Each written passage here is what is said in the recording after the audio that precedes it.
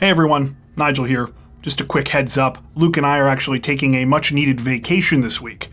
As always, we didn't want to leave you with nothing though, so today's story is actually an update to one we did a couple of years back as part of a video about crimes on college campuses. At the time, this case still had yet to be fully resolved. However, it has since finally worked its way through the courts. We'll give you a refresher on the story first, then we've added the new details at the end. Alright, with that out of the way, let's get into it. On the afternoon of April 26, 1993, a bone-chilling discovery was made by custodial staff on the campus of the University of Alaska Fairbanks. While janitors were cleaning the women's second-floor bathroom on the east side of the university's Bartlett Hall dormitory, they stumbled across the body of a young woman lying in a bathtub. She had been sexually assaulted and brutally murdered. The woman was 20-year-old Sophie Sergie. Her terrifying case would leave behind a lasting stain on the university, one that arguably remains to this day. Just 3 days before her life was tragically cut short, Sophie boarded a plane in her home village of Pitkas Point. The village of roughly 125 residents is located in southwestern Alaska, near the southern end of the Yukon River. After spending the night with a family friend in Anchorage, she took another flight on Saturday, April 24th, to her final destination in the city of Fairbanks. Sophie's reason for the trip was twofold. She had an appointment to get her braces adjusted the following Monday morning in the city, and she also wanted to spend some time with her friend Shirley. The pair had decided to make a weekend of it, with Sophie spending 2 nights in Shirley's dorm on the UAF campus. Though not a student herself at the time, Sophie was plenty familiar with the university. She had previously been studying marine biology at the school and had received a scholarship beginning in 1990. However, she decided to take the spring semester off that year to save money for her orthodontic work, and in the meantime had found a job as a teaching assistant at a school back in Pitkas Point. After running some errands in Fairbanks that Saturday, Sophie finally made her way to the university and met up with Shirley. They spent the night hanging around campus, eventually turning in for the night in Shirley's room on the second floor of Bartlett Hall, a women's-only floor in the 8-story residence building. The next day passed similarly until Sophie went off with a different group of friends in the evening to see a movie, while Shirley stayed behind to spend some time with her boyfriend Noah. Sophie arrived back at the dorm around midnight, and she, Noah, and Shirley got some food and ate together. After Sophie briefly stepped out to get a drink, she returned and told her friends that she was going to go out and smoke a cigarette. Shirley told her that if she found it too cold outside, she should go and try smoking in the tub room. The room was a small, separate room next to the shower stalls in the women's east bathroom. At approximately 1:30 a.m., after Sophie went to smoke, Shirley and Noah left Bartlett Hall and went to spend the night in Noah's room in a different dormitory. Shirley left the door of her room unlocked so that Sophie could get back in, and also pinned a note to the door letting her know where they had gone. However, when Shirley returned to her room shortly before 9 a.m. later that morning, she found the note still posted outside and the door unlocked. Sophie was not inside, and the bed was still made. There was no sign that anyone had been there since she and Noah left. Shirley searched the dorm's common areas and other places around campus, but could find no trace of Sophie anywhere. Things became even more concerning when she phoned the orthodontist's office later that morning, only to discover that Sophie had missed her appointment. She would also fail to turn up for her flight back to Pitkas Point. It wasn't until approximately 3 p.m. in the afternoon that janitors cleaning the east bathroom on the second floor of Bartlett Hall made the shocking discovery. Sophie's lifeless body was in the bathtub in the very same room where Shirley had suggested she go to smoke earlier that morning. The brutality of the scene was difficult to grasp. Sophie was found on her back inside the tub and had suffered several stab wounds to her face.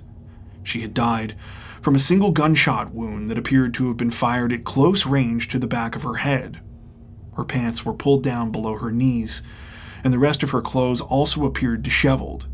It was clear that she had been sexually assaulted.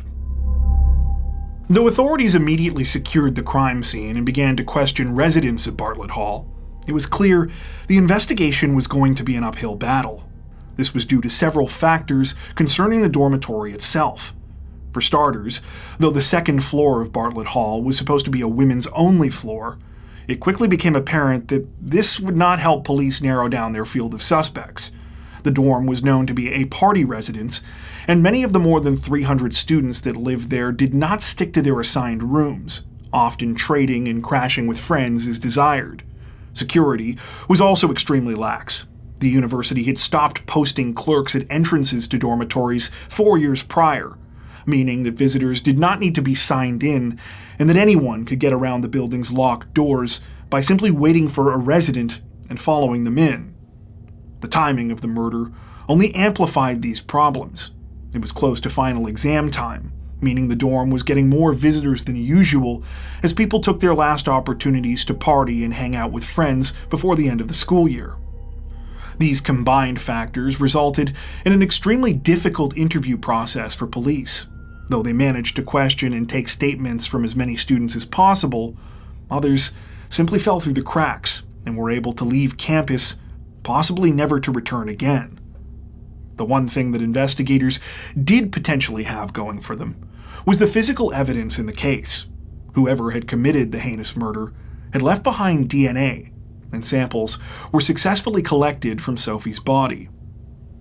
Unfortunately, DNA analysis was still relatively new to the field of forensics in 1993 and was reportedly not being used at all by investigators in Alaska at the time of the murder. It would take years for detectives in the case to finally acquire the capability to test these samples properly, well past the point that witnesses and potential suspects were readily available to them. As a result, the case soon went cold. In the meantime, the University of Alaska Fairbanks was dealing with a full-blown public relations crisis regarding the safety of their campus. According to newspaper reports at the time, the death was the first to take place at the university in more than 20 years and caused a significant panic amongst students and their families. The fear was exacerbated by the fact that police seemed no closer to catching the person responsible for Sophie's murder, meaning that the killer might still be walking the halls of the dorm. Dozens would move out of Bartlett Hall following the news of the incident. In response, the university quickly announced several new safety measures they would be rolling out in time for the fall semester, including installing telephones in every room, reinstating staff to check the IDs of students entering the dorms, and improve lighting and shuttle buses between buildings on the campus. It appears that this quelled fears, as enrollment actually increased the following semester.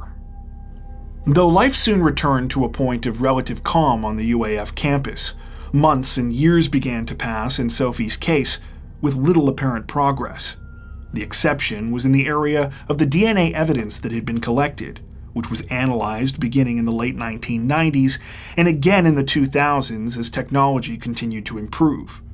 Sperm samples were recovered from the additional testing that was done on the evidence, and a usable male genetic profile of the suspect was extracted and entered into the FBI's CODIS database. Sadly, no match was found in the system. The fatal bullet recovered during Sophie's autopsy was also analyzed and was determined to have come from a .22 caliber weapon. Developments like this continued to happen in the background until 2009, when investigators reported that they were pursuing new leads in the case. At the time that this announcement was made, authorities remained relatively cryptic with the public about what exactly had led them to believe they were getting close, saying instead that they were tracking down and interviewing many people who attended the university at the time of the 1993 murder, and that they had DNA evidence belonging to the unknown suspect. They also said that they believed the killer was someone who had lived in one of the school's dorms and was likely familiar with the area. What we now know in retrospect is that police were not actually that close to cracking the case. They were still working on it, but they had not actually nailed down any concrete suspects. However, there was one important interview conducted around this time with a man named Nicholas Dazer that would turn out to be an important piece of the puzzle down the road. Dazer was a student at UAF at the time of the murder and lived on the 3rd floor of Bartlett Hall. Not only that, Dazer worked as a security guard for the university and was on duty on the night of Sophie's death. He had even assisted police following the discovery of the body to make sure the crime scene was properly secured from students. Dazer had later been fired from his job for possessing a firearm, but denied owning a .22 caliber weapon. However, he told investigators that he knew someone that did have a gun of that caliber at the time: his roommate, Stephen Harris Downs.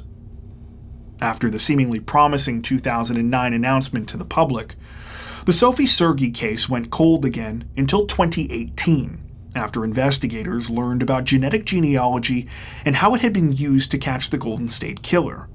Instead of simply comparing their unknown DNA sample to the FBI's database, this technique utilized a different form of DNA analysis that allowed investigators to create a blueprint of the unknown suspect's genetic data, which could be used to establish connections with a broader pool of relatives. This was compared against profiles in public DNA databases like GED Match, and resulted in authorities finding a promising hit at the end of 2018. Additional investigative work led investigators to believe that this relative was the maternal aunt of their unknown suspect. She had a single nephew that fit the profile. It was Stephen Downs. The other information in the case also lined up. Stephen Downs had attended UAF from 1992 to 1996 and had lived in Bartlett Hall during that time. Based on interviews, authorities were also able to determine that Downs was present at the dorm on the night of Sophie's murder. In February of 2019, police interviewed Stephen Downs at his home. By this time, he was working as a nurse in Maine, having left Alaska immediately after finishing college. He denied knowing anything about Sophie's murder, but said he remembered her picture being posted around campus following the tragic killing. He also claimed that on the night of the crime, he had likely been with his girlfriend on the 4th floor of the building. Police collected a DNA sample from Downs and obtained a search warrant for his home. His DNA came back as a match to the samples taken from Sophie's body all those years ago. He was arrested and charged with the murder immediately after. Though Downs had no criminal record at the time of his arrest, just days afterwards, stories began to emerge about concerning accounts from his professional life. Residents of the care homes that he worked in reported being afraid of him, and several of his female colleagues had felt uncomfortable enough with his behavior that they had lodged complaints. He had also been fired from at least one care home for substandard performance.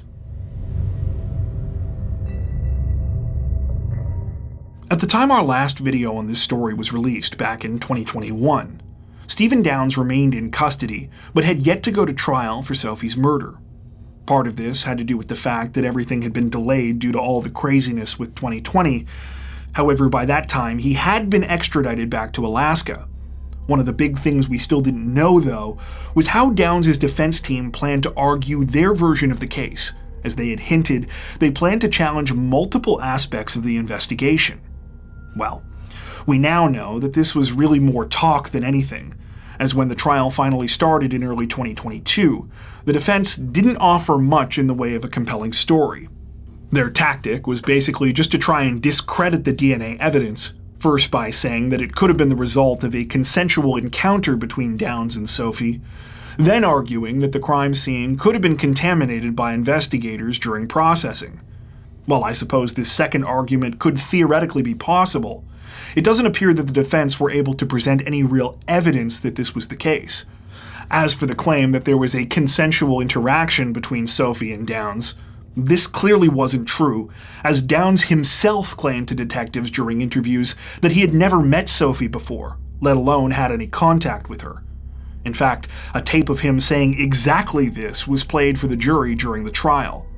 Ultimately, Downs was found guilty of murder and sexual assault. During the sentencing hearing in September of last year, Downs' lawyer, James Hawaniak, tried to argue for a lighter punishment on the grounds that he had no prior criminal record and had not been convicted of any other crimes in the 30 years since Sophie's murder. He characterized Downs at the time of the killing as, quote, a boy 4,000 miles away from home for the first time, and as very immature, drinking and partying a lot, as much as a fifth of whiskey every night, somehow maintaining his grades, doing a lot of weed, alienated like a lot of young 18-year-olds. On these grounds, Hawaniak said that he should be given a sentence that would, quote, allow him to hug his parents again someday. As you might imagine, this last comment wasn't received too well, with the judge in the case responding, quote, since April of 1993, Miss Sergie hasn't been able to hug anyone. No one's been able to hug Miss Sergie. No one will ever hug her again. When all was said and done, Downs was sentenced to 67 years for Sophie's murder, as well as 8 for the sexual assault, with the sentences to be served consecutively. Under Alaska law, Downs must serve a minimum of a third of his sentence before being eligible for parole, meaning that he will be 70 at the time of his earliest possible release. It's unlikely he'll live to see his parole date, though. As his own lawyer pointed out, quote, Steve is 48 years old now. He's over 400 pounds. He's got very high blood pressure. I think that his life expectancy is not going to be, 103 years old here. Anything in excess of a 20-year sentence, that's going to be bringing him to near the end of his life under the best of circumstances. I don't know about you, but I kind of feel like Downs already got off far better than he deserved, considering he got to go on with his life for 3 decades as if nothing had happened after brutally killing someone. It seems especially messed up when you consider that Sophie only got 20 years in total on this planet before her life was cruelly taken from her. I think the thing that bothers me more than anything, though, is that to this day, Downs reportedly refuses to admit what he did. As a result, we still don't have any kind of reason or explanation behind what happened that fateful night. As for Sophie's family, they say that they never gave up hope that her killer would finally be brought to justice. In the words of her brother Alexei, quote, nobody can hide for so long. Before we wrap up, we'd like to take a second to give a huge shout out to everyone who has made it this far into the video. Seriously, thank you so much for watching.